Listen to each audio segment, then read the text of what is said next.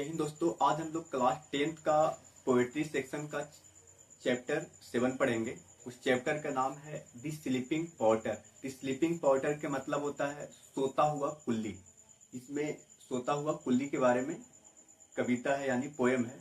उसमें एक कुल्ली है जो दिमाग के डल है, लेकिन पर डे वो लगभग 18 किलोमीटर की दूरी यानी 6 माइल पर डे वो क्या करता है, पहाड़ यानी पर्वत की चढ़ाई करता है। उसके बारे में क्या है, पोएम है। इस पोएम को लक्ष्मी प्रसाद देवकोटा ने लिखने का काम किया है। आइए हम लोग देखेंगे। यहाँ पे लिखा हुआ है कि द स्लीपिंग पॉटर, राइटर है कौन, लक्ष्मी प्रसाद देवकोटा। बोर्ड इनका कब हुआ है, he is born on the night of the Lakshmi Puja on 13 November 1909 in Kathmandu. इनको लक्ष्मी पूजा के दिन का जो हुआ है जन्म हुआ है। और कब हुआ है, 13 नवंबर 1909 को। और कहाँ हुआ है, तो नेपाल की राजधानी काठमांडू में हुआ है। किनको, लक्ष्मी प्रसाद देवकोटा को। आगे बोला है कि ही वाज नेपाली पोएट। ये कैसा पोएट है, नेपाली पोएट है। कौन, लक्ष्मी प्रसाद देवकोटा।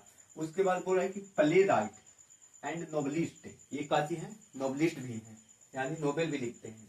आगे बोला है कि he obtained a bachelor of art degree from the Patna university in 1929 यानी 1929। यानी कि बिहार के पटना यूनिवर्सिटी से 1929 में क्या किए हैं, बीए की पढ़ाई किए हैं, बैचलर ऑफ आर्ट की पढ़ाई किए हैं।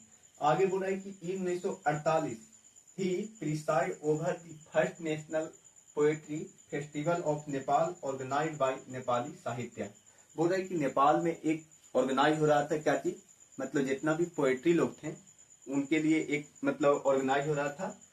उसी में एकाधिक थे। बोला है कि Nepali organise by the Nepali Sahitya, जो वहां मतलब ऑर्गेनाइज हो रहा था, मतलब जितना भी पोएट्री थे तो उसका एक आदि कर रहे थे, अध्यक्षता कर रहे थे, अगुवाई कर रहे थे, मतलब नेशनल पोएट्री फेस्टिवल में। मैंने मेन मतलब यही थे।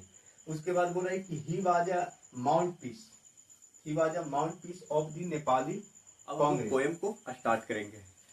हाँ, यहाँ पे क्या है कि हाँ, 25 kilo load on he back spine double bent. हाँ, बोल रहा है कि पर डे कितना किलो, 25 किलो क्या करता है, लोड अपने बैक यानी पीठ पे लाता है। और क्या बोल रहा है कि spine double bent. Spine double bent मतलब कि उसका जो मतलब पीठ है वो एक दोहरा, मतलब जिसे इस तरह के मतलब क्या हो गया है, मुड़ गया है। मतलब पर डे ले जाते क्या हो गया है, पूरा उसका पीठ नीचे की तरफ मतलब मुड़ गया है। ठीक। उसके बाद बोल रहा है कि नेक्ड बोन्स, कौन bones, naked bones skeleton like frail frame.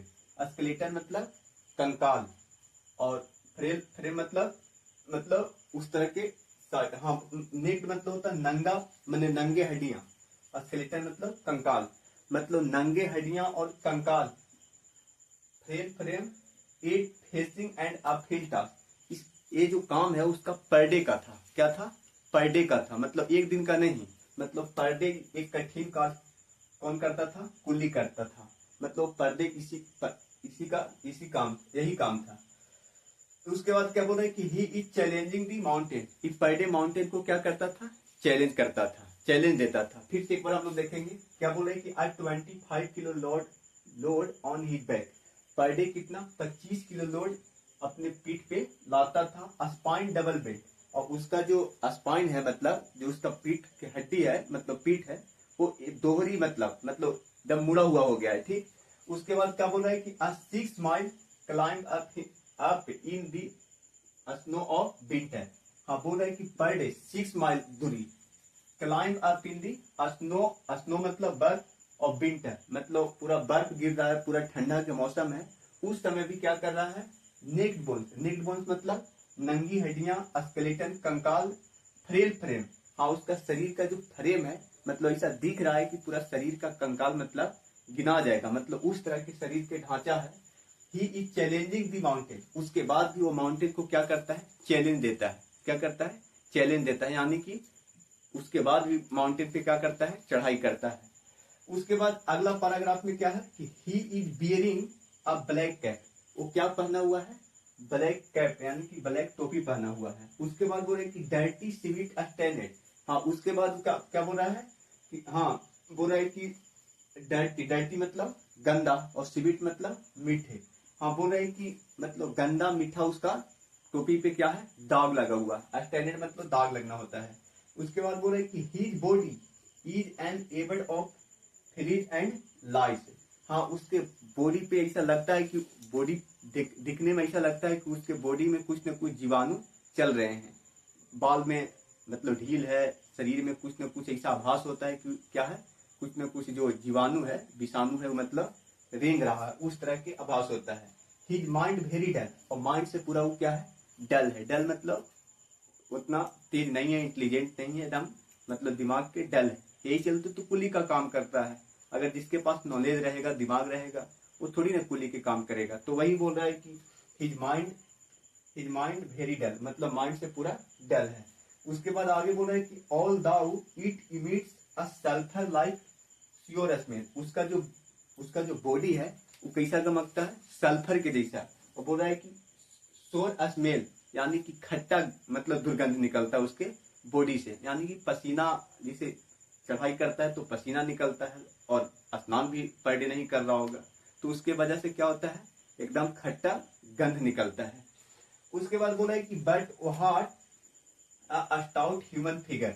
हाँ, उसका जो शरीर है वो हिस्ट पुस्ट मतलब मानव की तरह दिखता है, मतलब लेकिन भले कंकाल कंकाल है, लेकिन शरीर उसका क्या है, हिस्ट पुस्ट मतलब दिखता है, यानी उसमें मांसपेशियां अगर आ जाए तब।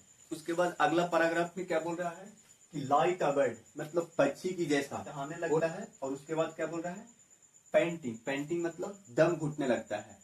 उसके बाद बोल रहा है sweating and out of breath, मतलब पसीना बहुत ज्यादा चलता है। और उसके बाद हाँ, आउट ऑफ ब्रेथ मतलब सांस लेने में उसको क्या होने लगता है, दिक्कत होने लगता है। आगे हम लोग अगले क्लास में पढ़ेंगे। धन्यवाद।